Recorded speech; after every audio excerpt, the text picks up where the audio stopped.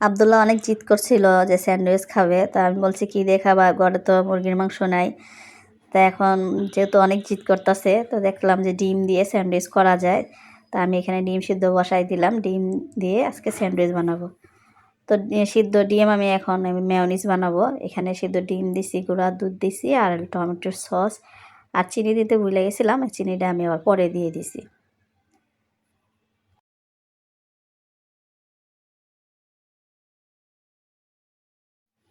তো এখন আমি সামান্য পানিও দিয়ে দিব, পানি বেশি দিলে পাতলা হয়ে যাবে। আর চিনি দিতে ভুলে গেছি, এটা আগে বলছিলাম। আর এখান দিয়ে আমার মেয়ে পণ্ডিতি করে যে সব চিনি ফালাই দিছে, মানে কিছু করতে গেলে আমার বাচ্চাদের মানে একদম পণ্ডিতি বেড়ে যায়। তো এই যে মেয়োনিজটা কেমন হয়েছে, মাসাল্লাহ অনেক সুন্দর হয়েছে কিন্তু মেয়োনিজ।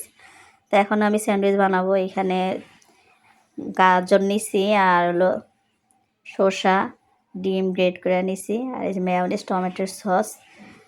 তো গোলমরিচ ছিল না আমার কাছে, এই জন্য দিতে পারি নাই। যার কাছে থাকবে আপনারা দিয়ে নেবেন গোলমরিচ। আর আমার স্যান্ডউইচ বানানো কেমন হয়েছে, আর আমার বাচ্চারা তো অনেক খুশি স্যান্ডউইচ খেয়ে।